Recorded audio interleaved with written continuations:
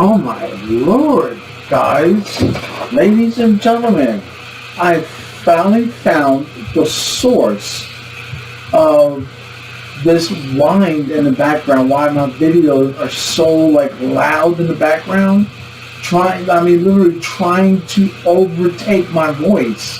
I even moved the microphone lower down to my lips, thinking that would make a difference, and there is not. And you know what it is? It's my laptop. Okay? Right now there's a small little hum, okay, from the fan.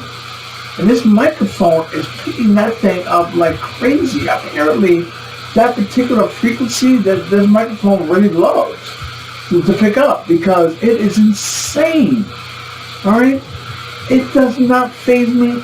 I don't even have to raise my voice talking to anybody in my room, in my space. Okay? And technically, I can talk like this and be fine. It's low. However, okay, the issue is, this thing is killing my videos, okay? And if I soundproof it by putting a box over it, that's going to increase heat. So I can't do that, all right? And if I vent it out of the box, that allows the actual sound waves to go back and bounce off my walls, okay? So I'm screwed here. The only way to deal with this, okay, is to actually pick up another microphone, like a Yeti, which I'm going to get. We're still a couple months out. I'm sorry. I know I can produce a shitload of videos in a couple months. It is what it is, guys, and I apologize if these videos are so sound poor quality, but we're going to fix it, okay? I just can't believe it's actually that bad. I've never experienced anything like it. But nonetheless, our topic of today, lightning. Okay? Meaning that we're going to talk about how electricity is something that you should be concerned with when dealing with anything with electronics. Okay? And you are putting your hands on routers, switches, and devices. Okay? Especially if you're just starting off and you're going to be the hands and eyes guys. The hands and eye guys. So how do we figure out what is in our environment? Okay? First of all, besides electronics, okay, you can be that person, okay, and we call them dicks. I mean, dude, you're a dick if you do this, okay, all right? You sit in your place, in your desk, okay, you're highly intellectual on how electronics, PCs, and devices work, okay, all right, but your attitude, your demeanor, your sarcasm is so bad that nobody wants to work with you. Yeah, you're a dick. Okay? Alright, yes, you do your job. Okay? But you're not realizing that your real job is building relationships with your clients. Okay? Alright? So, I'm standing in line at a grocery store. Why does every person around me want to tell me their life story? Okay? Why? Alright? I don't care that your daughter just had 3 babies. Okay? I don't care that, your daughter is suffering from period problems. I don't care. But the reason why is my demeanor, my body language. I'm approachable. Okay? Alright? And being a big black man and being approachable, so most of the time this is going hand in hand. Alright? It's funny when I say it, okay? Hilarious, but I'm dead serious. Okay? I'm dead serious. Everything changes when the big black man walks around the corner, especially when you're angry. Okay? Alright? And I used to say that when I used to work at a towing place, okay, because, which I would never do in my life. Towing is you are the most hated person on the planet. I don't know why there is no relationship with any of your clients. Matter of fact, even when I go in there and I ask a question, the response is so rude and ignorant. And you know what? It's like, and I would even say to them, you know what? This is why nobody likes you. This is why people hate on you. This is why people treat you the way they do when they come in here. I just asked a question. All right? I didn't need that smart-ass remark. All right? For real. So just give them my fucking card. Okay? Seriously. I don't talk to people like that. Unless, you get my point? All right? okay? And I will literally go on my way to make sure I don't do, because I don't want to talk to people like that, man. I've got enough problems in my life that I don't want to have this tension between anybody. I just want to be left alone, okay? And that's one of the problems as a IT guy, okay? That dick that I'm talking about, all right? He just wants to be left alone and do his job. And he'll do his job and he will produce, okay? But there's something in his psyche, okay, that will purposely make people wait. Charlie, did you get that problem fixed yet? Look, man, okay, I told you I'll take care of it. You don't understand, all right? There's lots of complications that's involved. I got to do this, and I got to do that, Dude, you're being a dick, okay? All right, and what's going to happen is you're not going to last long, all right? Plain and simple. You're not going to last long, all right? So don't be a dick. Now, besides that aspect of it, about the people aspect, your job is to provide a specific, or I should say, maybe an overall level of support. Okay? Time management, okay, is part of your everyday life. You can't get around it. Okay? Project management, that's an everyday part of your life. Okay? You could be the technician that stays at that desk at all times and nobody interacts with you. Okay, and nobody, because you're unapproachable, all right, okay, you're going to be there forever. All right, so let's talk about the levels that you might run into, all right. You're fresh out of the box, CCNA, nobody's going to take you seriously, all right, I hate to tell you, okay. Now, you can prove yourself by the language and verbiage you speak, okay, but that has been determined in the interview. Okay, because nobody wants to take time interviewing a CCNA because we just know they cheated on the exam. Okay, it's just, dude, it's so common. All right, we don't look forward to it. Sorry. All right. Okay, and there's specific questions that are answered that's going to shine a huge light on you that says cheater. And if you're a cheater, okay, guess what? Because you don't know what you don't know. So the questions that they're asking you, how would you know, okay, that their mission is to actually underline the concept of whether you are capable of learning, 1, 2, follow instructions, and 3, the integrity, okay, of actually being in this field and being serious. Because if you cheat on your CCNA exam, you ain't serious. Sorry. Okay? Alright? Okay? And there's a lot of respect that's lost. Alright? I had a guy that actually emailed me outside of work. Okay? Alright? And when I say outside of work, I mean the phone call, the email was not work related. And I thought it was. Alright? So I call him back and we're on the phone, and this guy is asking me for the live, real questions for the CCNP exam, okay? Or I'm sorry, for the CCA or something. I'm like, dude, I don't do that shit, okay? All right, I don't do that. All right, I said, you watch me teach, you watch me whiteboard or with other people in at work. Where does the knowledge come from? It doesn't come from doing that. All right, and I can't help you because it's not something I do. All right, my respect for him is already gone. All right? Already gone. Why wouldn't it be? All right? We go through a lot of shit learning this stuff. Okay? So that first level tech goes in. He does get a job. Okay? All right? But now, there's a lot of things with Cisco that isn't utilized. Okay? All right? But I will implement in a heartbeat. Okay? And have done so. Okay, because part of being a senior is, if allowed and if necessary, okay, they're hiring you to make changes. And I don't mean network changes, I mean environment changes. Okay, their shit's not working up to par. So they're going to hire a senior guy to come in and consult and to educate. Okay, all right, and to bring to light the processes that need to be changed into the level of documenting it as a documentation and, okay, and sending out a solution for that. Now let me tell you, all right, my first documentation that I ever wrote, okay, and I'm going to tell you my scenario, and these scenarios are important. Yes, it's all relevant, okay, so, but these things are important, okay. The topic of today might be lightning, but there's lots of things we got to talk about today. So just settle in, okay? Now, okay,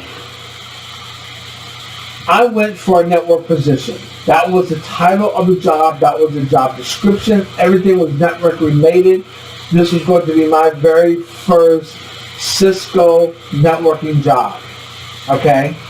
Now, what ended up happening was Company A was buying Company B. Now, Company B, okay, all right, now this story, you're going to hear things that makes you realize how childish people can be and how important it is to have a skill set so you don't become these people.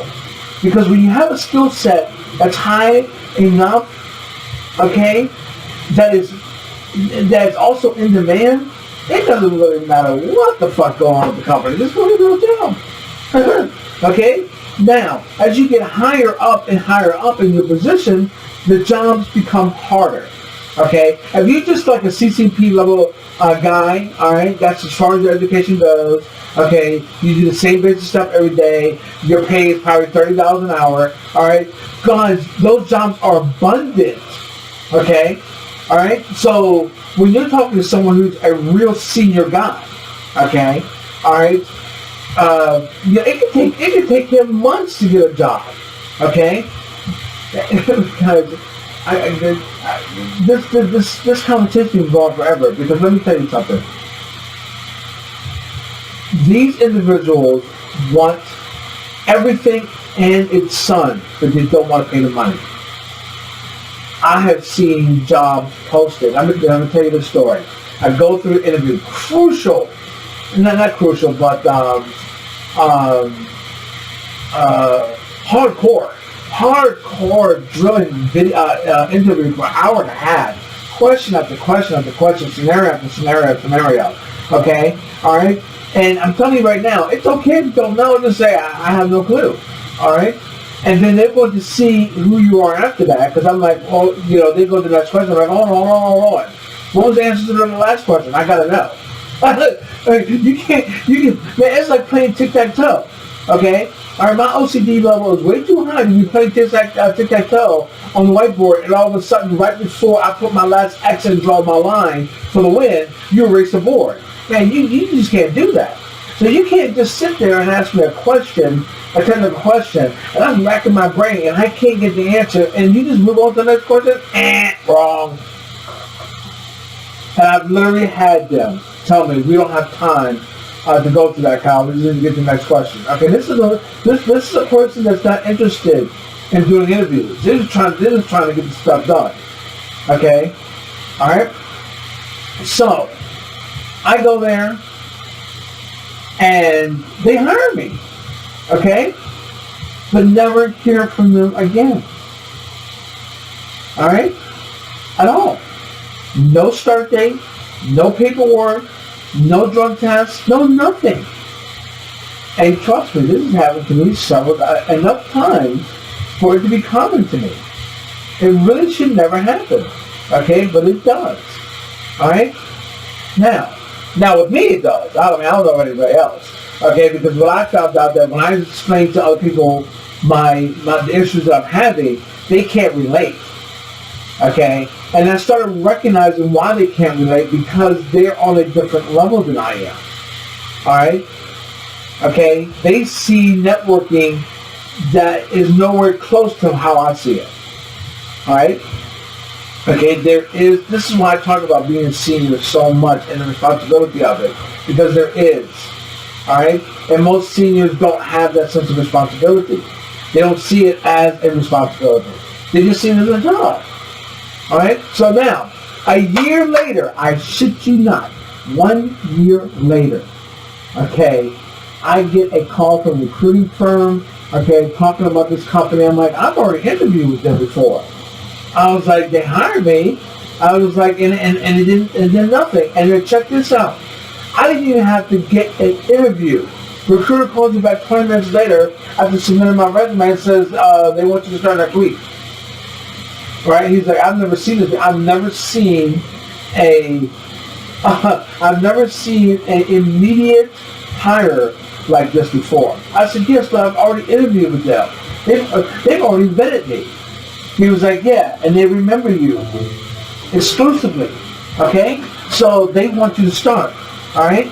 Monday morning comes, I'm emailing the recruiter. I still don't have the location. I still don't have this, I still don't have my company laptop. I don't have nothing. Nothing. Heard nothing back from the company again. Okay? That's twice they did that to me. All right? And, oh my God, the pay was great. I mean, that was the highest pay I would have ever got paid in my career. All right? So that was kind of depressing. All right? But it has happened multiple times. All right?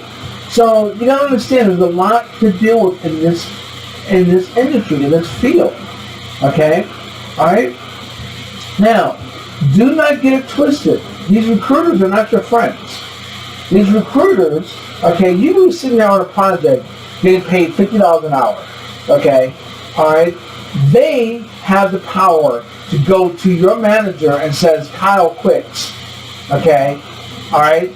And that company is not going to talk to you about why you're quitting. They're just going, because they're going through the recruiter. That's the whole purpose of using a recruiter. That's the whole purpose of an at-will state. Okay? You have no idea what's going on. Then you get a call from your recruiter saying, hey, your contract is ended. Don't log into your laptop anymore. Which I couldn't do anyway. All right, because all my credentials are dead. Are dead. And you gotta ask yourself, why would someone do this? Okay, now, recruiters have a certain reputation that they want to obtain. Okay, they brought someone to the table that company needed. All right. Now, off of the $50 an hour that they're paying me, okay, just for scenario purposes, all right, okay. They're charging the company, let's say, $60 an hour, okay? Which I guarantee is a lot more than that, but still. Okay, now, the recruiting firm can make more money by telling them that I quit, telling me that they fired me, okay, and bring somebody else in, okay, at $30 an hour, okay, increasing their profits to $30 an hour. Okay? And yes, they will do this. And you're sitting there and you're taking the personal because you don't know what you did and you did nothing. This is the recruiting firm being sneaky and greedy. Okay? Alright? So what they're going to go back and tell the company is they're going to say, people that are skilled like Kyle, they're not that easy to find. You see how long it took us to find him in the first place. All right, it took us 8 months to find someone like him. Okay, this candidate here, he has a good reputation. We already talked to his previous employers. He always shows up on time. He always does his work. He's very smart. He's very skilled. Okay, his learning curve is short. We vetted all this. Okay, and they will sell this person to this company. Okay, all right. And tell that person, by the time that person gets there and they find out that he's nowhere close to what Kyle was, okay? And when I'm saying Kyle, I'm just talking about that level of work and producing, okay? The way Kyle talked to the clients, the way he will whiteboard, the way he was able to take strong, detailed infrastructure examples and bring it down to a high level for our VPs to understand. Okay, all right. We really enjoyed having Kyle here, and we wish he was still here. But the recruiting firm says, "I'm sorry, Kyle had another opportunity he had to take. Meanwhile, Kyle's jobless, still looking for work. Okay? All right? Yes, I've had it where I've actually been asked to come back. Okay? Because the company was threatening to actually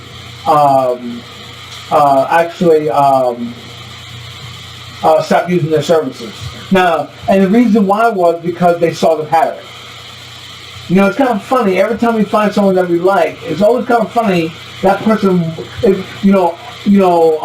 mysteriously quits, and then you bring someone lower. Okay? All right? The pattern was there. All right? They do this crap. It's unethical. It's illegal.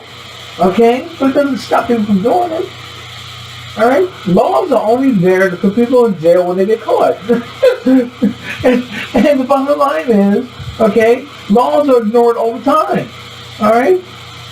A lot of times, rules are there only to get you in trouble when they want to get rid of you and they have no reason for it. So they'll bring up something that you did months ago that you were never disciplined for, okay, as an attempt. All right? And even if they're lying, okay, well, I'm going to attempt to get rid of you. And even if they're lying, you can say that's bullcrap. I was there. All right? Okay? And what you guys don't understand, every time I go in that side of the building, I'm recorded. There's cameras everywhere. All right? Okay? I had to get a clearance to even go in. It's a true story, by the way. I had the clearance to get into that building. Okay? And literally, signing the paperwork, it states that 24/7 on this premises, you will be recorded. All right? And you look up, the cameras are there. Clear as day. All right? They don't hide it. So, do you want to know if I was there? Because you're saying I'm not. All right? Go check the cameras. Guys, nobody checks the cameras. Okay? Because they just don't care. Their motive wasn't proving that you weren't there. Their motive is to get rid of you for whatever reason. Okay? So let's go back to my scenario, all right? It was a network job, clearly stated, all the things I was going to do, all right? And the thing is,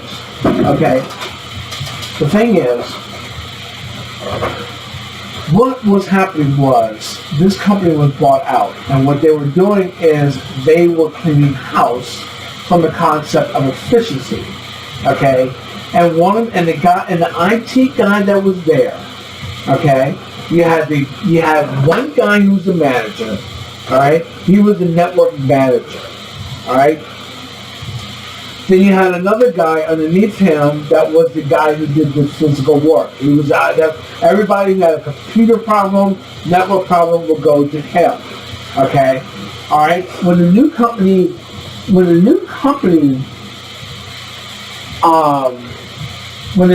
came in, obviously it's now they have to accumulate, or I should say adapt to the new company's procedures on dealing with IT stuff. So now they've gone from just walking up to a person's desk saying, hey, can you fix this, okay, to now going through, you have to call a help desk. Help desk has to try to fix it, and then a ticket has to be created to send that, before you can send that laptop to the person's desk. That's sitting right next to you, okay? That's the procedure, that's the process, okay? And they were circumventing this process all the time. And the company was like, all right, that's it. You guys had your chance. You're not listening. So we're going to bring somebody in here, okay, as a contractor to do the things that we need to do to get these processes done. Okay, so now Kyle comes in, right? All right, first meeting with the manager and the guy, IT guy. These guys are telling me I'm never going to be able to touch the network, okay, because that stuff's already covered. Already I have a problem. Okay? Already. And they succeeded until they didn't. Okay? Because I'm the type of individual that I would take any other work to solidify my purpose there. Because you took all away my network work. Okay? So now I'm going to take away your PC work by following the processes. Okay? So now, okay, people aren't coming to you anymore because they can't come to you. They have to call the help desk. They have to. Okay? Now, they can, if they know you personally, they can just bypass all that and say, hey, can you take a look at this? All right? But he can't bill his time now because no ticket's created. So now the company's like, what the hell are you doing all day? All right? So either way, the process is set up where circumventing that process is going to be bad for somebody. Okay? Now, people are afraid that he's going to lose his job now. Okay? So now they're starting to call a help desk and go through the proper procedures. And guess where those tickets come? My cue, not his. Okay? Alright? We have meetings about this. Alright? And I don't mean meetings with that company because they were just our clients. We literally have meetings on how to migrate, okay, tickets over to me and provide a negative stigma on top of just them going to him and bypassing the ticket process. Okay, all right. Everything had to be documented. And that's how we solved that problem. Okay, leaving him in the win. Okay, leaving me in the crosshairs of the firing range, which was everybody in that building that were supporting him from a manager higher up perspective. There was just one lady that consistently trying to get me to do things and would complain that I wasn't doing it fast enough. Ma'am, I'm sorry, I don't have a ticket. Oh my God, and it felt so good to have that power because these people were so scared, my God, of losing their jobs and things that they would do. Because you got to understand something, all right? These are people who are not skilled. These are people that have been on their job for 5+ years. They have made a home there, okay? They feel that there's no reason to improve any skill set or acquire a skill set, okay? I'm doing my job, all right? And whatever job they're doing, they are not going to be able to do that job at the next place because the procedures and processes for their people, for that company, are going to be different. So whatever they did, whatever power they had, they lost this. They're going to lose this seniority, which is one. Yeah, I have a problem with words this morning. I have a problem with words this morning, and I'm mumbling, and I can catch it when I'm speaking really fast. So I apologize. Now, they know when they go to that next company, they're going to lose pay, they're going to lose their hourly rate, they're going to lose their power, okay, which they abused anyway. Because the childish behavior that I've seen, you just lose all respect for people. Because you're like, wow, yo, I would never be in your position ever in my life. And you know why? Because I have a skill set that's needed. Alright? That's why there was such a torn dilemma on which way I should go when I started this in the first place. Should I go Microsoft and be a system admin, or should I go networking? Okay, what's the plus? Well, I could probably get into system admin fast. Okay, I'm not really a fan of it. Okay, all right, I'm really not. The software does. I've already been in software and it does whatever it wants a lot of times. Or do I take the other route, which is the con of that is the knowledge that I'm going to have to be an asset. And I'm not smart enough to do that, which wasn't true. But at the same time, that's not how I saw it at the time. But having to be in the hardest field ever in IT, okay, yes, people have debates on that, but it is no, I don't care. All right, when I say the hardest, doesn't mean, there's nothing harder than that. All right, because Oracle is a son of a bitch. All right, it's just a concept that it's one of the hardest. Period. Okay, it stands its ground for being one of the hardest. Okay, but if I can succeed in that field, okay, I will have a skill set that is in demand. Okay, where I've seen system admins a dime a dozen. Okay, all right, and this person is going to win the. I'm not going to be the top of the list of candidates, which I always am, which you always will be too. as time goes on and you get more and more skill set, okay, all right, you're always going to be in the top 3 candidates that are picked because of your skill set. Unless you, like I said, unless you're a dick and your personality like fails or across the board, you're not going to get hired. I don't care how smart you are. Now, I want you to imagine, as I'm talking to you right now, me doing this in a conference meeting. This is me. This is me being me, my personality. Okay? All right? I mean, how do you, I mean, what is your take on that? Okay? Because this is who I am. This is how I talk. This is how I talk to conferences. This is how I talk to my clients. You know, minus the profanity. Okay? All right? So, you gotta understand that I am who I am. There is no fake it until you make it crap, because it's bullshit. All right, there is no dress for success, because it's bullshit. Okay, I follow the dress codes, man. That's it. And if I can wear khakis with no tie, I'm gonna do it, because when my first IT job, okay, was PC repairs for the building, and it was a huge building too. And trust me, I was constantly busy.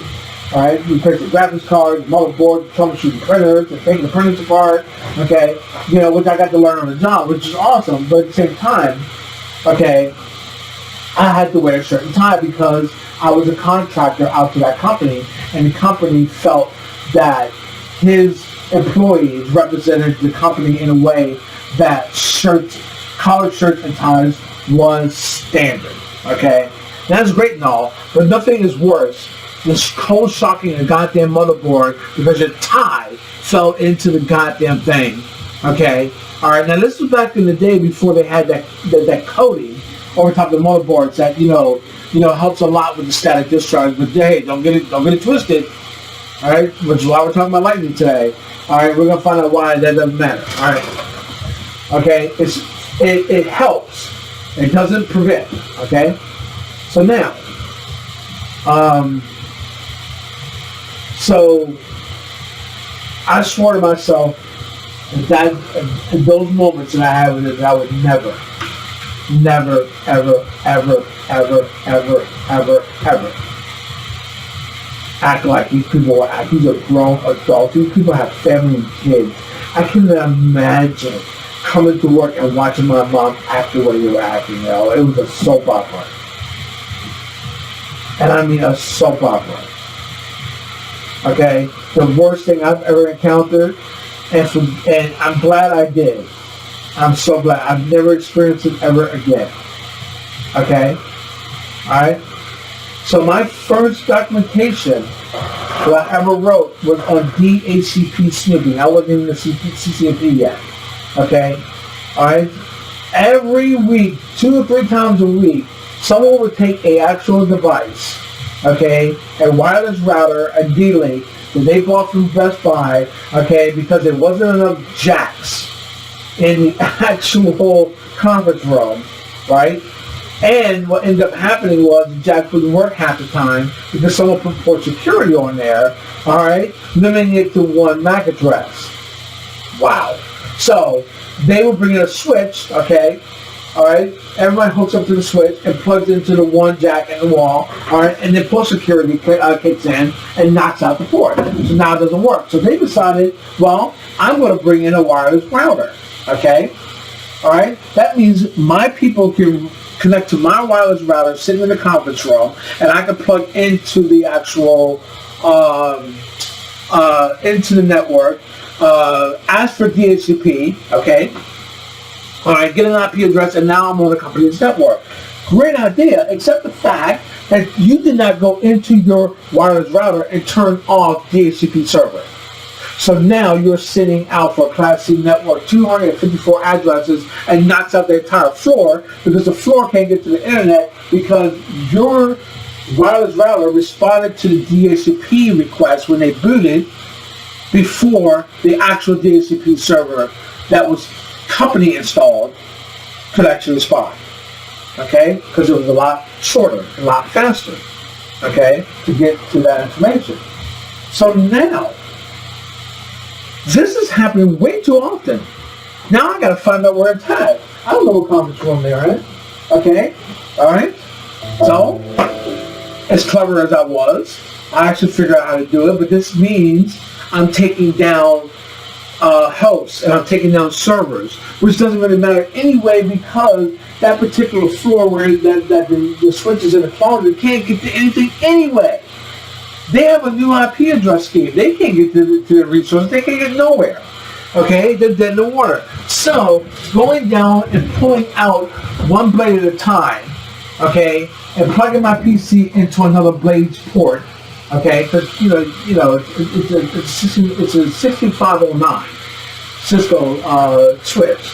So 2 of them for supervisors. So you got 7 blades that you can put in there, whether they're fiber ports or RJ45 ports, right? And if it's RJ45, you got 48 ports on one blade. All right, that's a lot of shit to go through. All right, so I will pull one blade at a time. All right, that means every time I will pull a blade, I will have my laptop plugged into another port. All right, which the blade was working right and active because I only pulled one at a time. And the IP config / release, then renew. See what IP address I pull. Now, okay.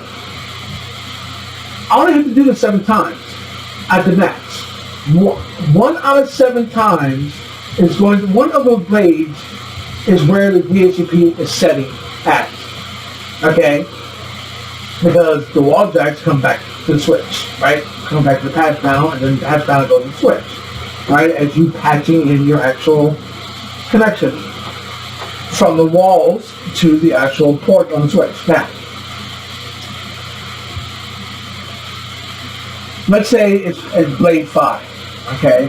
Now I'm in blade 5, okay? So I got to now move my cable out of blade 5 and put it in blade 4, all right? After I put blade 4 back in, pull blade 5, and now I get the proper IP address. I've now removed the DHCP server from the equation. But now I got 48 ports, okay? That could be all in different VLANs, right? Okay? So now I have to figure out exactly which particular port it is. Okay? So now, that's what I do. I go in and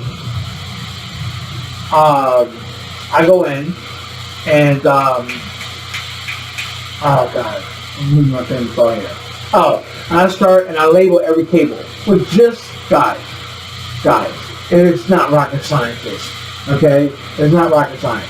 I take a piece of paper out of the printer.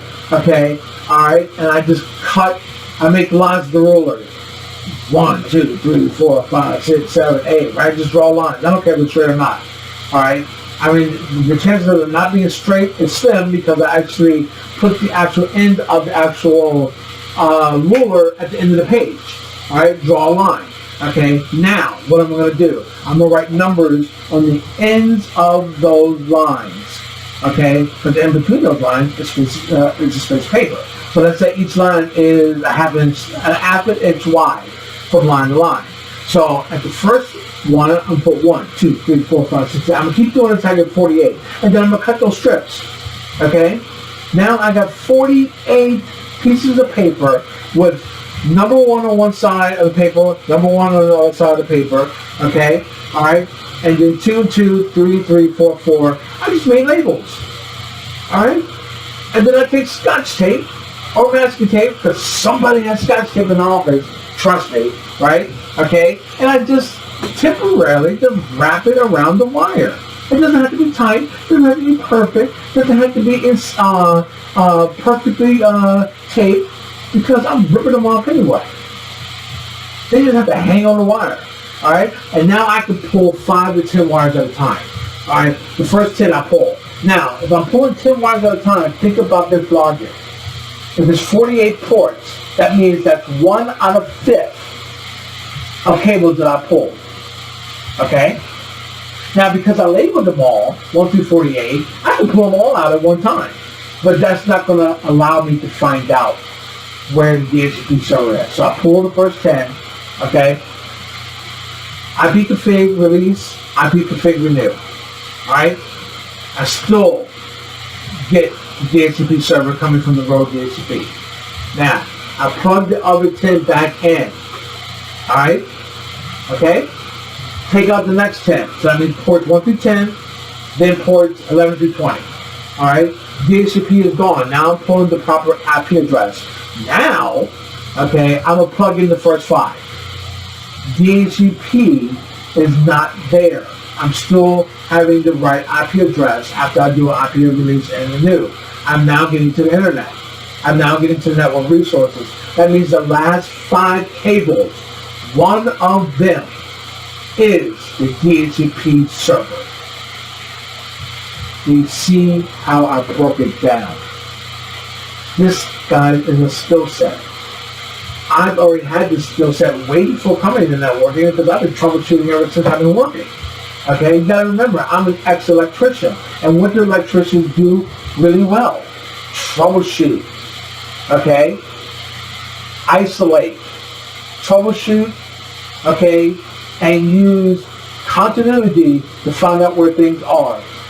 Alright, use voltage to figure out what's going on. Okay? Maybe I ran this wire, okay, but I ran it 300 feet. And I'm not getting 120 volts, I'm getting 110. Okay? I'm losing 10 volts somewhere. Someone fucked up on engineering. Alright? Obviously it's run, I need bigger wire. Okay? Replace the wire with a bigger gauge. Next thing you know, bam, 120 volts. Okay? But I cannot do that without having some type of troubleshooting skills. So, that skill from my previous career has been brought to this career. Does that make sense? Alright? But I'm telling you the story to give you some kind of sense of what is needed to do what we do on a day-to-day basis. Okay? Alright? You got to think. You got to think in a way that allows you to isolate the problem. Because with those 5 cables left, that means 1 out of 5 is going to be one of those cables. So I'll plug one in at a time until I pull a DHCP from the wrong DHCP server. And now I go into that port and shut it down. But you got to remember this job, the way it was, okay, they made sure, the people that were there before, that I had no access to the network. Okay? But their power really got diminished. But in the end, they won, but then they lost. Okay? Now, so, I have to call the knock. Alright? And because I was a CCNA, I used that to build a rapport with the people at the knock. Know them by name, okay, have conversations, ask them questions about certifications, alright? Especially someone who's a, CCNP, I'm drilling them with questions, okay? This creates a rapport, okay? And we love people in our field who want to know and who are interested in learning. And we love to teach them. We love to give up our lunch break to sit down with you and teach you how SHRP works. Alright? That's what we love to do. Okay? Alright? We're happy that you're interested. Alright? So now, I call them, ask them to show up the port. Tell them why. Okay? Alright? I ask them to share their screen. They share it. So I'm getting experience even though I can't log into the switch. Okay? So they have not derailed me.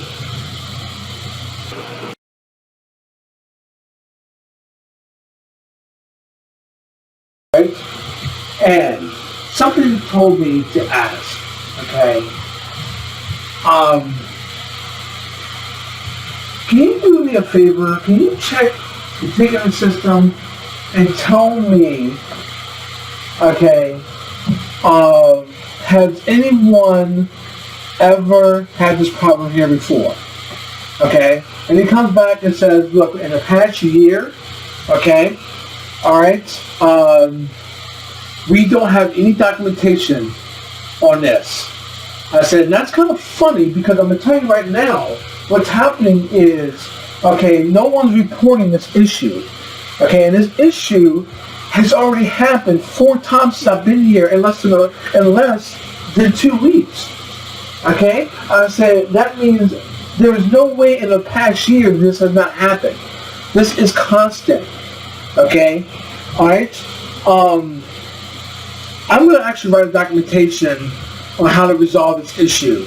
Okay, if I do that, will you guys be able to have some way of implementing this technology? And he says yes. If, especially coming from the site network admin, all right, because that's how they saw me, regardless on how the people at that company derailed my position, which they did, because I spent most of my time putting phones on desks. Okay, and trust me, this story gets interesting. All right, putting phones on the desk, buying a tool that cost me $80 so I can wrap the wires around from a PBX system, which I had no business doing, but I did it.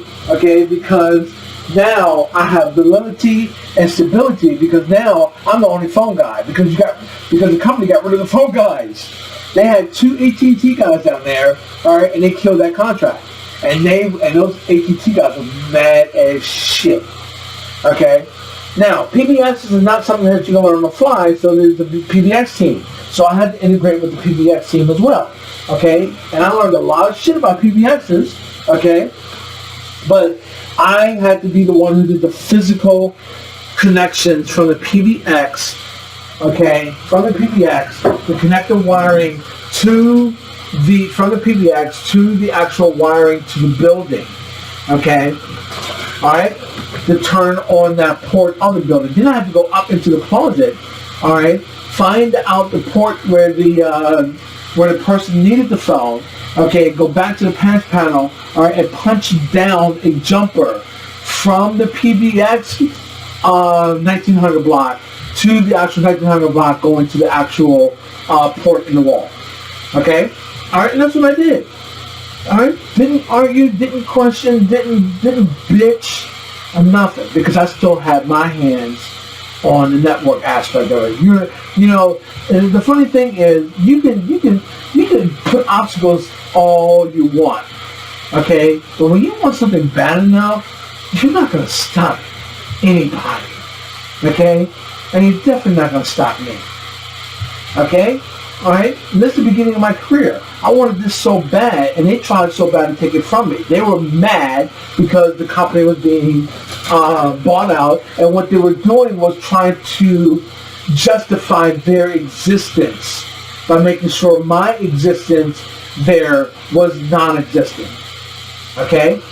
Alright? Now, if I didn't take over the phones, alright, because once I found out the phone guys were leaving, alright, and it was just randomly happening, right? I called my manager and said, hey, they fired the AT&T guys, okay? You guys can sell services, right, from the IT perspective of putting phones on the desk, and I have no problem doing that. Oh my God, Kyle, that's great. That's fantastic. You're already there. You're already established. We don't have to call, are you sure you're capable of doing this? It's like, hey, guys, I'm an ex-electrician. Wiring is wiring, all right? I didn't do anything when it comes to wiring, okay? So, that was, do you see how I'm not really manipulating, but I'm actually setting foundations along the way instead of just saying, I quit, okay? All right? My focus was to learn networking, okay? If I have to put on 1,000 phones in a month, I'm going to do it just to get that little bit of networking ability by looking at a screen share of somebody else being on a clear line. That's what I would do. Okay? So now, after that port is shut down, you gotta understand, okay? Alright. The reason why this is possible is because I'm the one who called the help desk to open up the ticket, giving me authorization, okay, to put my hands on the switch, the cabling, and the network. See, this is what people don't realize. Okay? You work for Company A. Alright? You are the network admin there. Company B comes and buys your company and hires another network admin. Okay? Alright?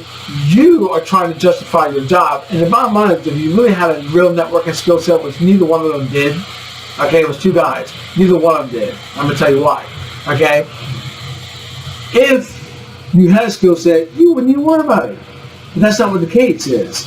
All right, you don't have a skill set. So now you got to justify your existence at the company so you don't get fired, okay? All right, and you can't afford to get fired, so now you're doing the days of our lives shit every day. The soap opera crap. All right, that I find to be completely disgusting, and I lose all respect for you once you start doing that crap. And I did. I had no respect for them. Okay? And I would tell you, both of them got fired, okay? But both of them recovered by going to another contract, luckily because those people were looking out for each other. All right, when I had to admit, it was pretty actually cool. But the people that were in my way, okay, were in my way because they put themselves in my way on purpose. And I mean with lies and stories, and they tried so hard. I had one lady come in demanding to do things as if she was my manager. I'm like, man, I don't know what to tell you. Okay, you want that done, open up a ticket. And boy, that right there, okay, that right there, for some reason, man, they fought that to the end and lost. Okay? Because how dare you, these are narcissists, man. I mean, come on. How dare you come and buy my company, okay, that isn't mine, right? Take over my network, which isn't yours, and that's the reality right there. It's not your network, champ. It's theirs. Okay? And they hired a network guy with network experience to handle network problems because they have already vetted you two as a network team and realize you don't have any network skills. That's why I'm there. Okay? Alright? And they didn't need something, they needed someone at CCNA level. That's why the interview was so intense. Okay? It was 6 floors, 2 closets, with 2 6500s in each floor. That's a lot of stuff, yo. Okay? That's some serious management. Okay? Alright? Never had to log into the routers because the routers was handled by a knock with a different team, the layer 3 team. Alright? Never had an issue there, okay, until, oh yeah, we did. And the internet circuit goes down, which is connected to a layer 2/layer 3 6509 switch as the core, okay? And I'm going to tell you, they called me down there to do the troubleshooting, okay? Alright? The troubleshooting guy that I had from Cisco was getting on my nerves because he was having me do stuff and did not have me save the configs or back up the configs, which should have been part of my stuff, but I'm new, right? So this is not something that's embedded into my head, and this scenario made sure I embedded in my head, okay, because we lost the configs. Okay, we lost them because he ended up having me erase the flash and the config was sitting on flash. Okay, so it booted the ramen mode. Yeah, all right, and that really pissed me off. However, guys, when I said priceless, when that manager came in and saw me with the blade out of the switch, yo, he thought he finally had me and could not wait to fire me. Who authorized you to do this? I'm like, and I gave the name of the company, which is the company who bought their company. Sorry I didn't inform you, but it was an emergency. See how I turned tables there? Okay? I'm not asking you for permission, and you can go tell anybody you want what I did. Okay? Anybody you want, go ahead. And he mad at if you could see his head was turning red. It's like, wow, yo, are you an adult? Really? It ain't that serious. Okay, if you had the skills to do this stuff, you'd be doing it. Okay? And then starts talking about how I have no authorization to touch it. I'm like, they gave me authorization. And I'm the one replacing this actual board. Board's already on the way. I said, I've already called Cisco, talked to Cisco TAC, and within 4 hours, which is about an hour and a half now, new board's coming.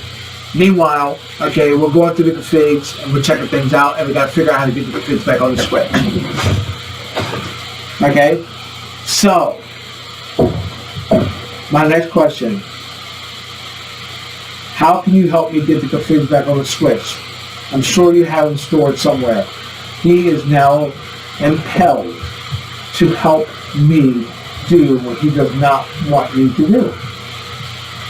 He's not going to just sit there and let the network die, especially later on when they found out that he had the configs and refused to give them to me. So he had to hand them to me by his hand, and the look on his face was priceless. You lost, dude. And the funny thing is, you're playing the game that I wasn't even playing. I'm still not playing. Because my only focus right now is bringing up the 6500. Okay? Now, we did not have that network connectivity because it was SSRP. Okay? Now, with HSRP, okay? Yeah, I keep saying that, all twisted. This was my first lesson of load balancing traffic using HSSP, because I couldn't understand why VLAN 1, or VLAN 2 was actually the primary, but VLAN 3 was the secondary. I couldn't figure that out. And come to find out, half the VLANs was the primary on this switch, half the VLANs were the other half was the primary on this switch. So so that load balancing is gone, which you're going to notice is very slow connectivity, because now switch 2, the backup switch, is being saturated because all the VLAN traffic moves from switch, half the VLAN traffic from switch 1 goes to switch 2, meaning that switch 2 is now having all the VLANs, the entire load, and it can't handle it. From the perspective that people want to watch the YouTube videos, that's how it can handle it. Connectivity was still there. Alright? Now, when they came to let me go, alright, this is the only time that I actually laughed in somebody's face, because the reasoning for letting me go was so false, so untrue. And I'm like, you know what, man, I just don't even care anymore. Alright, you guys are going to get rid of me regardless. Okay? What was happening was, okay, the company, my company that hired me, they had no choice, man. Okay? The complaints that were coming in about me was so high, regardless that they were untrue. Okay? Alright? They were just like, the only way we're going to fix this problem with this client is just remove Kyle, which isn't fair. And because Kyle's doing a great job. Kyle's the reason why we are being billed. With the amount of billing that we're getting. Guys, the tickets is absolutely, because every time someone comes to my desk, my attitude and approach was, don't worry about creating a ticket. I'll create it for you. Okay? They love that. They don't have to call help desk. Okay? Well, okay. They do have to call help desk. Alright? But I will call them for them. And I would say, hey, this lady's having a problem right here. I'm on site support. Okay? Alright? Just let me know something, what you want them to try. We'll do it right here while she's sitting here. Okay? And then from there, just go ahead and create a ticket. Okay? Or I can create the ticket, and and then we'll go, and I'll handle it from here. Because I'm pretty sure I know what the problem is. And then 9 times out of 10, they'll say, Kyle, just go ahead and create the ticket and handle it.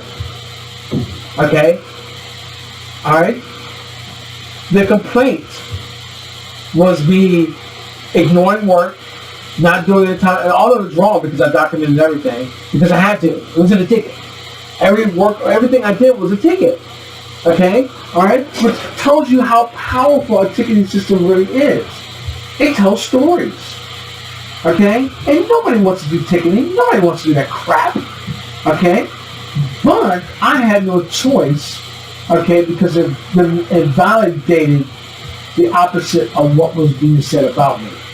And the company that would hire me realized that, man, it's just not working. This has nothing to do with Kyle.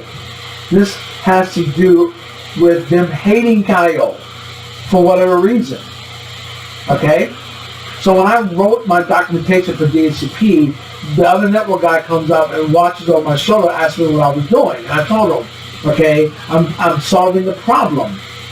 Okay, I said, because the knock said that once something comes from site support, alright, that will give them a better chance to actually implement the technology. You know what he said to me? Kyle, what makes you think? We got engineers that engineers this stuff. What makes you think, okay, you writing a document that they haven't thought about the technology first. There's a reason why that so-called DHCP snooping isn't implemented. And that's a crock of shit. Right there. That is the default response to someone who just doesn't give a fuck. And now you start realizing why he is being replaced. And he was being replaced by me. Okay? Alright? Now, I ended up leaving, okay? Alright? And another guy came in, they paid him more money, okay? Because of what the crap they were going to be dealing with his client, okay? Alright? And he's working out well. Alright? You know, I ended up leaving a few months later, but wait a minute, hold on, I got fired from that position, right? But what they did not know is during that time, okay, I was coming in early, still studying on my CCNP, okay, all right, and as I finished my last exam, I had ended up, a couple months back, I had ended up going up to put phones on this team's desk, okay, and on the desk was BSCI book, which was the book that I needed for my CCNP. And when I saw that, I'm like, oh shit, you going through the CCNP? He was like, nah, man, that's the book I have. He was like, he's like, are you CCP? I was like, man, I just went through this. I was like, it's really cool to actually see a team. He was like, yeah, we're all Cisco guys. Oh my God. I was like, what? I was like, oh my God, okay, and then he was like, yeah, go ahead and talk to what's his face. All right, he's our team lead, okay. He was like, hey, I'm about to leave. There's going to be a position open for you, and since you're almost done with the CCNP, your credentials are going to be better than mine. He was like, go talk to him, and I did, okay. I did talk to him, okay, and he says, when you're done with the CCNP, send me an email. I said, okay. Now, when I got fired from that position in that building, okay, which you got to understand that this was a government contracted building, okay, so within that building, you had different sections of the building for different parts of different government contracts, meaning that on my floor, okay, all they did, okay, was post and pre-documentation for getting contracts awarded. Okay, on the fourth floor, all right, that team of network people was in a particular section with key fobs, meaning that you had to have security to get to that thing, and they worked on a government agency contract, okay, like NSA, all right. Okay, so all this stuff was classified with a DHC, with an NSA clearance. It wasn't an NSA, I'm not going to tell you who it was, but still at the same time, okay, that's how that building was. On the bottom floor, hey, that was filled with the Army. The Army IT crew was literally downstairs, though. Okay, all right, and you start recognizing that a lot of people in there were either ex-military or military in the building that are on many different contracts that NSA cannot go over to FDA's section of the building. They just can't do it. Okay? They don't work on that contract. Alright? So that was the power of this building. So now, check this out. Okay? The guy never responded. Okay? He was on vacation. I didn't know that. He did not set up an auto message for his email. Okay? Alright? So I had sent him a couple of emails. Okay, because I knew it was just the whole thing was weird. Okay, I just had a vibe. Okay, not to mention the fact that they actually sent someone down here to be there. Okay, to watch what was happening so they can understand why they were getting so many complaints about me. Okay, so now I'm this troubled child, which I'm not. Okay, all right, and the complaint was that I'm never available. When I say I left, man, it was an instant reflex, a response of laughter. Oh my God.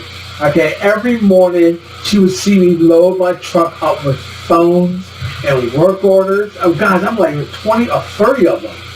And I had to go across to the other building okay, that I had to have a clearance for just to enter the building, okay, where there's always cameras in their data center, okay, because their PBX system for that building ended up in that data center, and that government agency rented that space.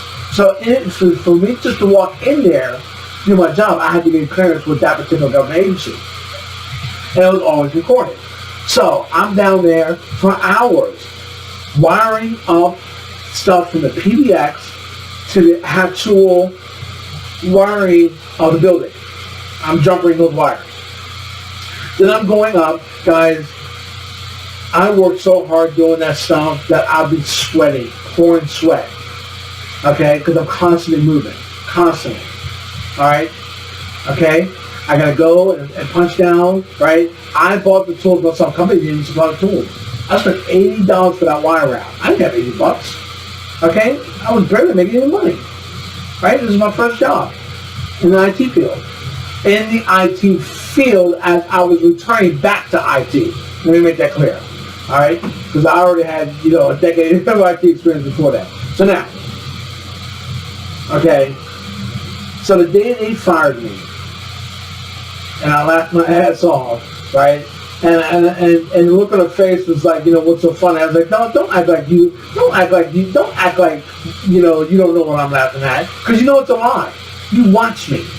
You see the work orders I pick up and put on my desk. I do the same thing every day. Okay, I read my emails every day. I go through my work orders every day. I am structured in my system. Okay, which you're not gonna find anybody else in here that does it the way I do. Okay, or be able to willing to not see putting phones on a desk as an insult as a network guy. Okay, so good luck. All right, and I left. But deep down inside, I'm hurting. I'm depressed. Because it was wrong. Okay? It was not right. I worked my ass off. I did everything right from perspective, from my perspective, I did everything right. Okay? Alright? The only complaints that came to them was lies. Okay? And I had emails and logs to back it up. That's why the company could not do anything about it. They had to go back to the client and says that's not what Kyle did. Okay, and you keep doing that, they're going to end up losing that contract because they're going to be like, look, bitch, stop calling our fucking office about shit that didn't happen. All right, that's what end up happening from a perspective that if it doesn't happen in that manner, that's how they're going to perceive it. Okay, because none of their complaints, it's crying wolf. None of their complaints are being taken seriously. Okay, so they succeeded. They got rid of me. Okay.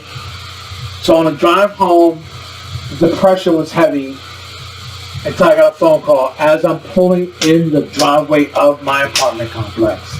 And guess who it was? The recruiting firm from the government agency that had the Cisco guy sitting there that I had talked to the actual team lead. Okay, they're asking me for an interview. Same day I got fired. Now, that is not karma. Paying me back. I don't know what it is. Okay? Alright? So that was a great feeling. Okay? It took me 2 weeks to come back in that building, and when that woman, okay, because you gotta understand, the network manager, okay, alright, his wife worked there. And his wife, okay, everyone listened to his wife. Okay? Alright? Okay, she mitigated stuff there, so everyone was scared of her. I wasn't. You're not my boss. Okay? So she didn't have that power over me, and that's what pissed her off. Okay? And she can't defend her husband, which is about to lose a job, because I'm there. Okay? Alright? So I'm the enemy. So they got to get someone in there that they can control. Alright? Which they could not do. Now, check this out. 2 weeks later, when I walked in that building, and she saw me, that is the second priceless moment in history that I'll never forget. And how I responded, it was like, hey, Miss Blah Blah, with a big old smile on my face, how you doing? And walked right past her. What are you doing here, Kyle? I'm going to work. See you later. I said, I ain't got time to catch up. I don't have time to catch up. I can't remember what I said, but it was something along our lines. And I just kept walking. I never stopped now for 1 second. Because I don't need to explain anything to you.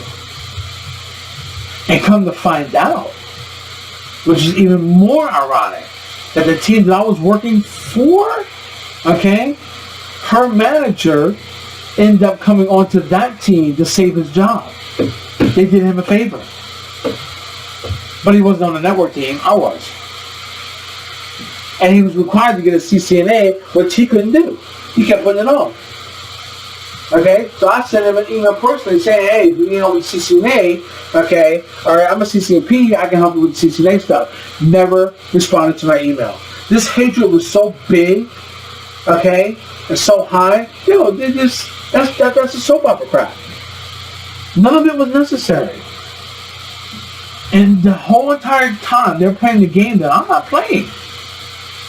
Okay? So, this might be your first experience. Okay? That's one level of support. Okay? That's why I wanted to explain that to you. Let's say another level. The level is the knock. Okay? Now, it doesn't mean it's a higher level. It just means it's a different level. Okay? Alright? You gotta understand the power that I had. I was on-site support. Okay? I built out a shitload of tickets. In fact, they had to do an audit because the company was bitching about the cost of support that company was supplying. You gotta understand the logic behind that, okay? Company A is bought by Company B. Company B, okay, because you gotta understand these are all different support. These are all different entities in this building under the umbrella of the company. So everybody, there's even a billing part of the building where everybody, all they do is billing, okay? Because the contract for FDA, let's say they're working on FDA stuff, okay? All right. Or let's even say animal control. All right, they're doing stuff for animal control. All right, they're the animal control people, okay, that are running that project. That means they got PMs, network engineers, on-site support, all this stuff to support, okay, animal control. All right, from whatever basis. Now, first of all, you got to create the documentation, okay, to bid on the contract. That's one department right there. All right, just writing out the bid. All right, they got another department separate from that bidding department that does the research on what is required for the bid. Okay, then you got pricing. Okay, another department. All right, okay. Neither one of these departments interact with each other on a level of being able to influence them. Each one stays in their department and does their job and has their badges work to badge into their areas. You can't do that. Okay? Now, if it's an open cubicle, okay, you'll have a section of cubicles, all right? The person in financing cannot sit at a desk in billing. In bidding. Can't do it. Okay, that's how it was structured. So, if bidding needs paper, okay, they're going to put an order in for paper to the company that owns them. But the company is going to charge them for that paperwork. You got to understand how that works. And you ask yourself, how is that possible? Because they were giving a budget for their department to operate for the year. Okay? And everything costs. Office supplies, gas, travel, anything they need to do to do their job has to be charged back to the company. Okay? Alright? So that means I give you $100,000 to run your department. You need paper. I'm going to charge you $5,000 for the paper. Alright? Because the paper costs $5,000. Alright? Okay? And I gave you paper for the whole year. Based on the usage that you did last year. Alright? And we all know with government agencies, okay, the government agencies will literally require you to have 15 copies of something that are 100 page each of that document, and it's at your cost. They're not going to pay for it. And that's the power that the government has. You want that.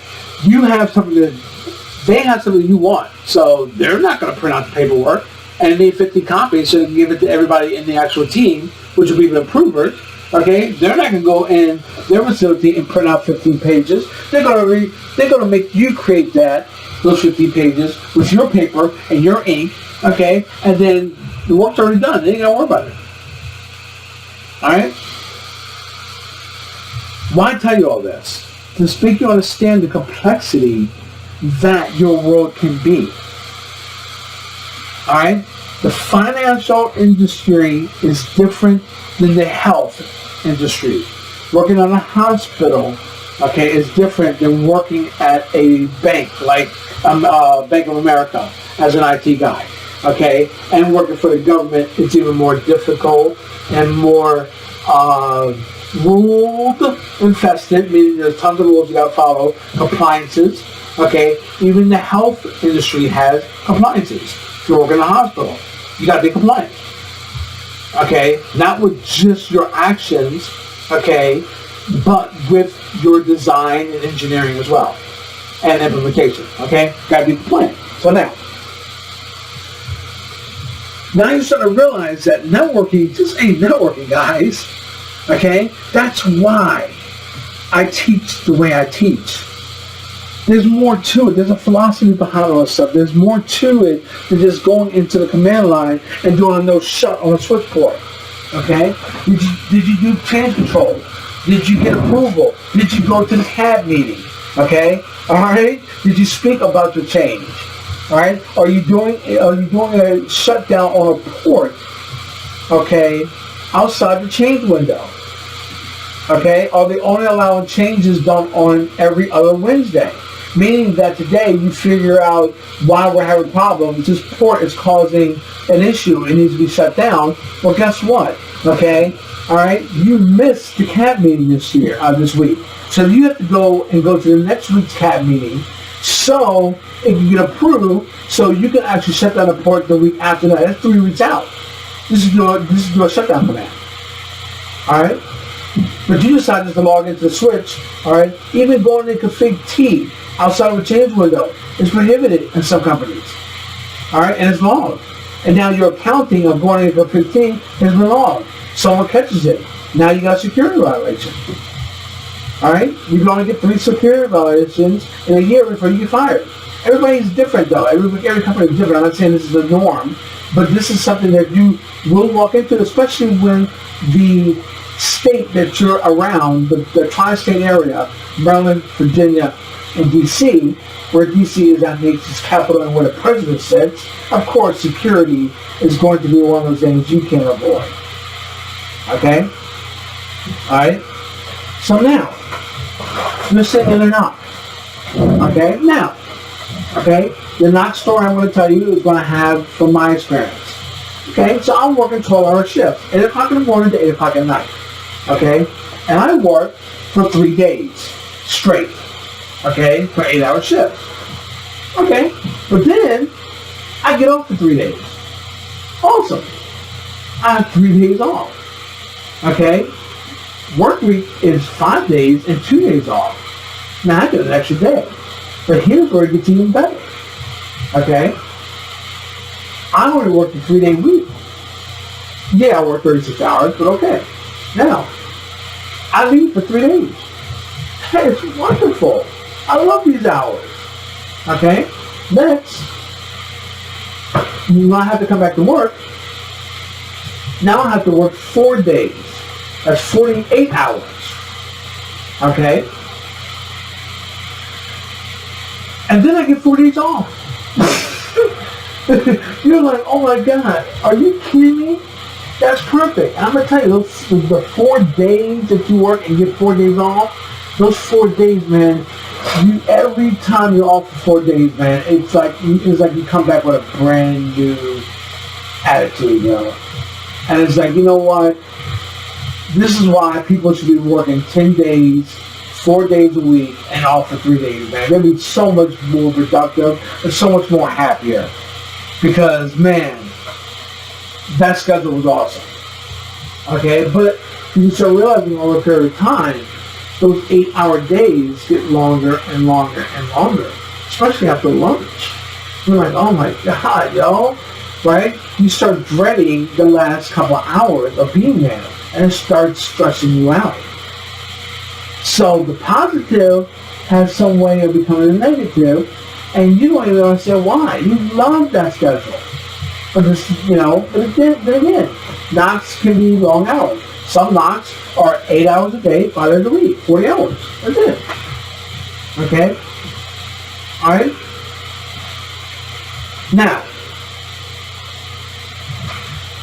that's one level. Another level is you are working for a large corporation. Okay? You are hired as a network guy. Now keep in mind, in my first scenario as a network guy, okay, you got to understand that I was doing PC repair, software repair, and printed phone book desks, which is the opposite of network stuff. Okay, that was because of the scenario that I was in. But I got to win that scenario. Okay, it was me that was called every time the network went down. Okay, because immediately I would call to knock to say the network is down. Okay, alright. So I was compliant with the company requirements. And I made sure that those requirements were done. That's what I'm saying. There was no ability to get rid of me except the fact that those people hated me and did not want me there. It was a personality conflict, which it was a personality. Okay? It was them just not liking me because what the company was doing. I was just collateral damage. Okay? And trust me, it got me my first networking engineering job. Okay? Alright? So, thank God they fired me.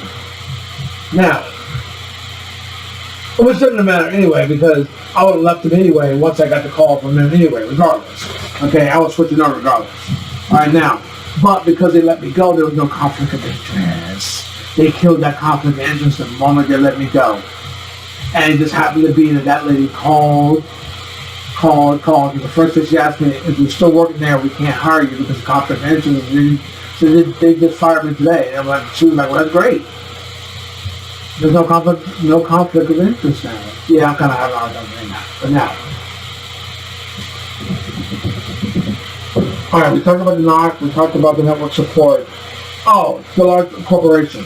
You're hired as a network admin, network engineer, or network technician.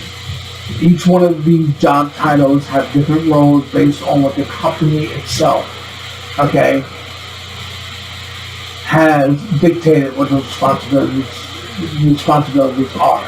I watched network engineers that, from the concept of being laughable, okay, should no way in hell have that title because they're not engineering a goddamn thing.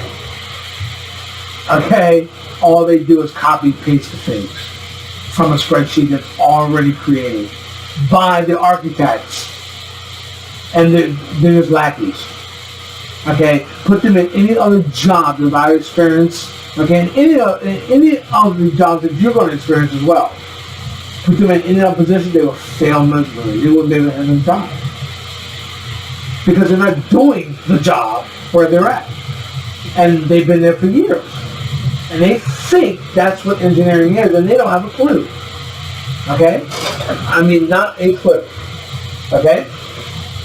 Every question you would ask, okay, on this team, no one can answer it. So I'm curious, how come we don't use BTP for our VLANs? What's BTP? I'm sorry, you're a senior network engineer. You have way more experience than I do. You've been in the field for over 2 decades, and you don't know what BTP is? Okay, maybe I'm saying it wrong. VLAN Trunking Protocol? Do you not know what that is? Right? Okay? So it's like, wow. Okay? So, they're not engineers. Alright? So, you might be in that situation where it's just a copy and paste. Any question you have will not be answered, will not even be understood. Okay, in fact, you'll be ridiculed for asking dumbass questions when in reality, you start realizing that you're the only one that understands the technology in the whole damn team, and you just want to stop asking questions because there's no point, because it's a cookie cutter system. That's the way the architects design it. That's the way they have it. If something goes wrong with the change or the config, you have to take it back to the architect for them to redesign it. You don't get to do that. And good. Dude, that's the 100 thing. That's the number one thing of being an engineer is. Your shit doesn't work, you need to go back and redesign it. But yeah, in these scenarios you don't. But what you're not going to understand is that concept of jack of all trades. Guys, you better get that shit out the window. You want to be a real network guy, get that concept out of your head. Okay? You're not going to be working on printers and servers and blah, blah, blah. And this guy that comes back and tells you, oh, yeah, I'm a network guy, I'm a network engineer, and I work on servers all the time. Well, that's fine. Okay? All right? But in my industry, as a network engineer, a senior network engineer, there's not a day in a moment of time that I would ever have to touch a server. And here's why. These are large corporations, okay? We have hundreds of switches, hundreds of routers, and that concept that, go with Microsoft, but Microsoft will always have 10,000 servers and one router and a couple of switches. And a couple of switches and routers barely have to be touched. That's a crack of shit. All right? Okay? Think about it. Data centers. When you start really understanding the architecture of a data center and start realizing that within your grasp, you got a firewall sitting on the edge, and within your grasp of your power of controlling the network within your domain, that you have firewalls placed all throughout your network, meaning that you might have to go from this part of your data center over to the edge to get out to the internet. You have to go through 4 firewalls. Meaning that every time you need to allow a particular port number, you have to make those changes on all 4 firewalls. One of them are missed within your path, okay, from source of destination or your flow of traffic, you're done. Okay? You're finished. Now, that means your job is only doing network stuff. When you need a VM created, okay? All right? Now, if you are like really a powerful senior, like the last job I had, okay, all right, and I was full-time there, okay? I wasn't a contractor. So, last job I had, I was a senior engineer, a senior network engineer. A senior security network engineer, okay? But the network part wasn't in my title. And when you look back and look, they hired me as a security engineer, which really was not wise from the concept of me being a route switch guy, okay? All right? But, that's on them. I didn't worry about that. I just did my job. Okay, so from the security perspective, we had checkpoints, we had Palo Altos, and we had Junipers, and we had Cisco ASAs. So which one of those do you think that I'm very comfortable with? ASA. And in fact, when they had a security issue with one of those ASAs, I'm the one that raised my hand to fix it. And then my manager said, look, Kyle, and he's telling me this because he's afraid that I'm going to fuck up, okay, all right, and make the scene look bad, all right, and he's telling me how this is my moment to shine, this is a sink or swim situation, and I'm like, sir, you realize we're talking about an ASA, okay, that thing is going to do what I tell it to do, and I'm going to fix the problem, and I did, all right, a couple hours of research, figure out how to do it, I'm done. All right, created my change, looked at CAD review, talked about my change, all right, told the command I was going to run it. They were not sure that I was going to work at all, okay, because nobody on their team, all right, had an answer for them. So how is this guy who's never done anything major with us ever yet is going to have an answer just like that? Come on. All right, it's too good to be true. right? See? Skill set. Alright? Now, and don't get me wrong, the other people on the team, they surpass my knowledge by far. But, like the network guy that was there, which is what I should have been, okay? Alright? But, why take... I was happy with the security role. I got to learn securities, I got to do some stuff that I never knew about and existed, and it made me a strong engineer. Alright? And when I'm going for now that I'm going for my security track for CCIE, guys, I'm going to be even more powerful. Alright? And I can't be negative about it. As I'm sitting here trying to think of a negative thing to say, I can't. Okay? It worked out perfectly. Alright? And you don't understand, my first 12 years in the field has been, it's been suffering. It's been a challenge. So to have something go my way, okay, in the last 3-4 years, okay, this is life, guys. This is just the way it is. Okay? You're going to have to deal with, it's called paying your dues. Things will eventually work out over a period of time. What do I always say? Success equals time plus sacrifice. Okay? Alright? But you just move on. You keep on going. Don't bitch. Don't be like, I can't do this, blah, blah, blah, blah. And if you do, just quit for a week. Okay? We all have quit. I quit CCNP twice. And the second time I quit for an entire week, man. Turn my computer off. Turn my rack off, and killed the console cable going to it. Alright, to the access server, so I can access all my devices. Disconnected all the wires, boxed them up. I was done. I just knew this, this is never going to happen, no matter how hard I tried. Okay, that was on a Sunday night, and I was happy with it. All right, and I go to bed on Friday for some odd strange reason. Okay, guess what I was doing? Powering my equipment up, recabling the whole goddamn thing. So yeah, if you're gonna quit, go ahead and quit. Just get it over with. Let your body go through the process. Don't delay it. Okay? Alright? Just quit. See what happens in a couple of days. Alright? Because if you continuously quit, then you made the right choice. You decide to quit and it wasn't for you. But if you keep coming back to it and find yourself, staring at the equipment, waking up in the middle of the night, rolling over, looking at it, sighing, like, what are you doing? It's always on your mind. Always thinking about what you've learned. This is your body and your subconscious saying, hey, dude, you're not done, yo. You're not done by a long shot.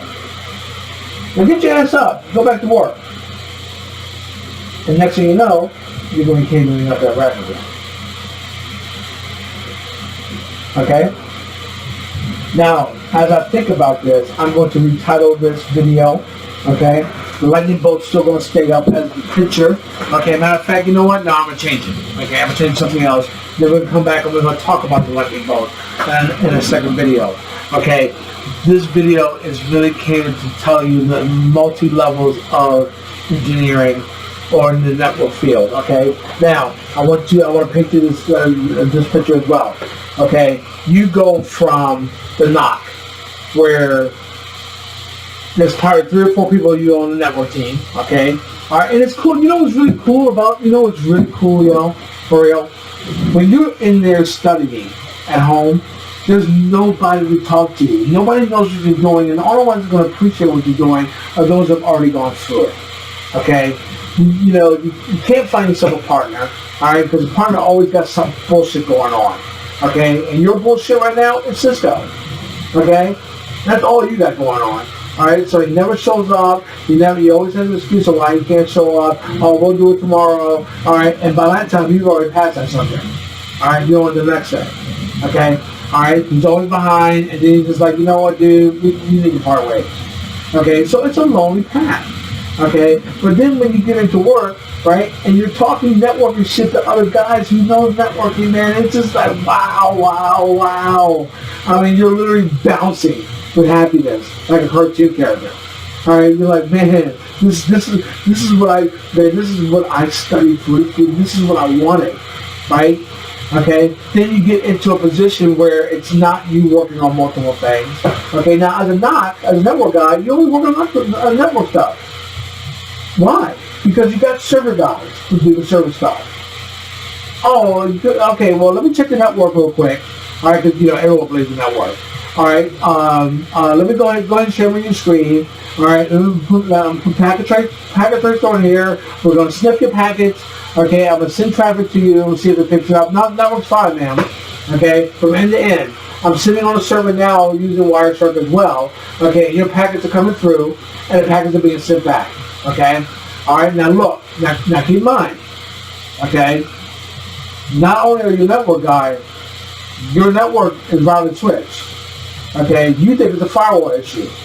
Okay, guess what you do? You're sending that ticket to the firewall guys. All they do is firewall shit. That's it. That's an industry right there that some people don't get the experience. They don't realize what the industry really is. Okay, they call themselves network engineers because that's the title they gave them.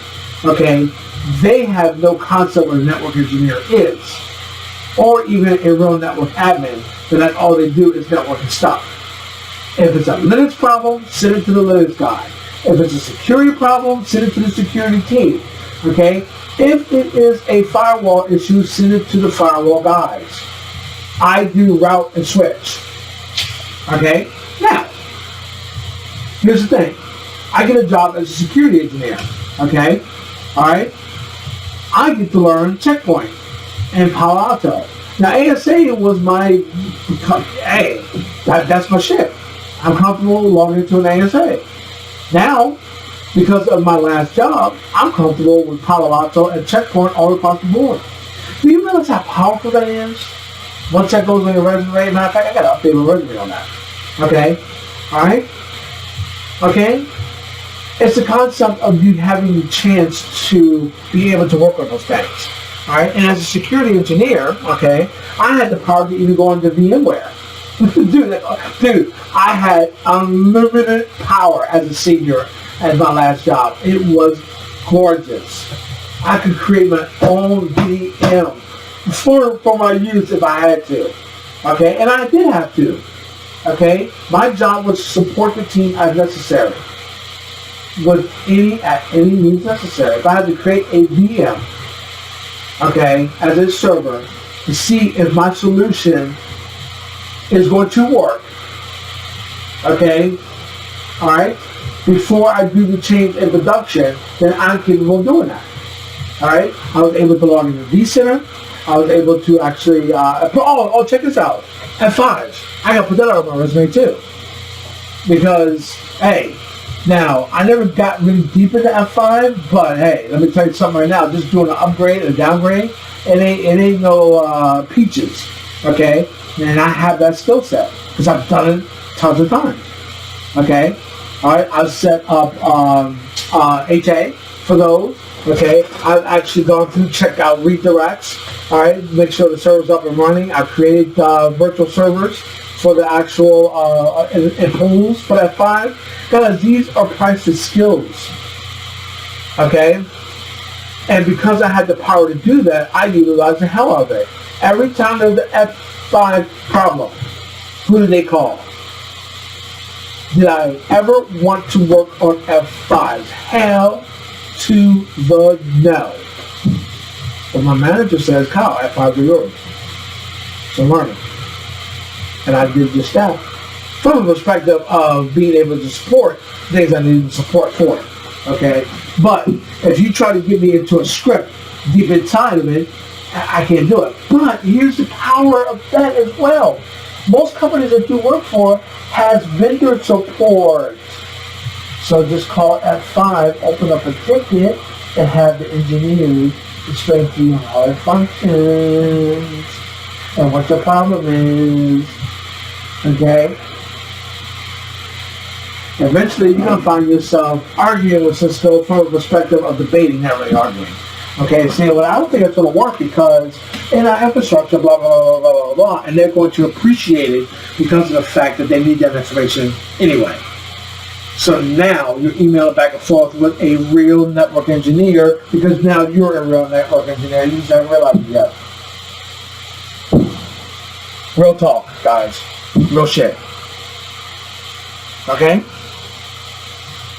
Alright? So now you get this industry of jack of all trades, okay, doing all this crap, service stuff, crap, and then you got the concept of being in a NOC, where your hours could be different, they could be the same, okay, but you're only the network guy, you don't even get to work on firewalls. Then you got the position that you walked into, and you had no idea that you would be given this power, and you got VMware power, you got, every time I have problems with my VM, because we would use VMs to actually log in as our workstations, anytime I had problems, I logged into VCenter myself to reboot my server. No one had to do anything for me, except, okay, even though I had access to it, I know my limits. Anything in Active Directory, I opened up a ticket for to have them do that. Okay? Because they're Active Directory guys. And the last thing that I need to be doing is being in an Active Directory.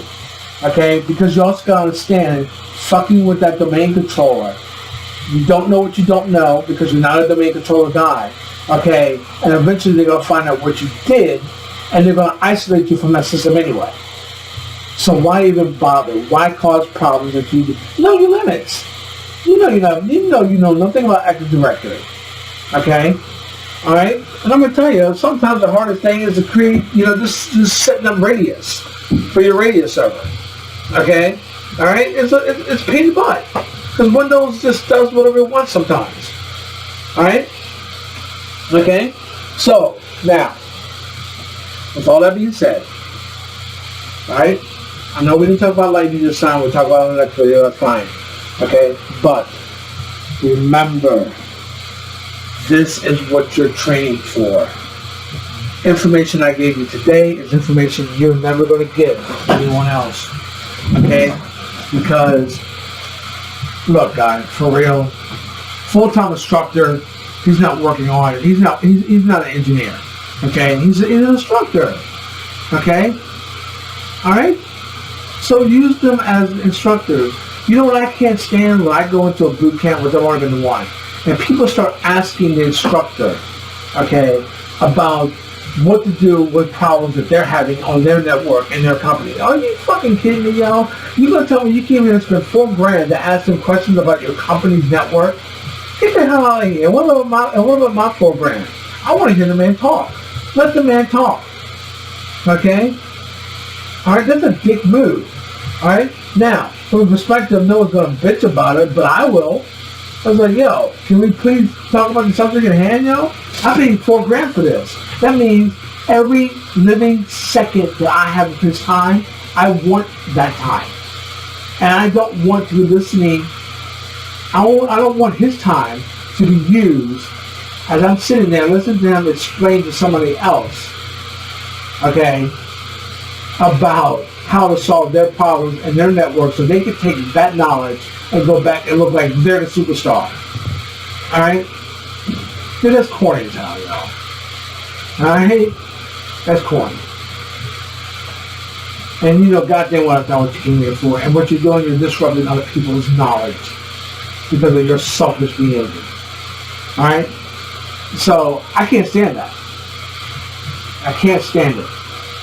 So, I got another boot camp coming up when I pay for it, right? Okay, I haven't decided how I'm going to utilize it yet, but I have to, right now my focus is getting a Security Plus certification because I need that for my contract. But nonetheless, when I say contract, I shouldn't say employment, but nonetheless, guys, everybody in this audience knows what I'm going to say next. Be strong. Be determined. Be Cisco.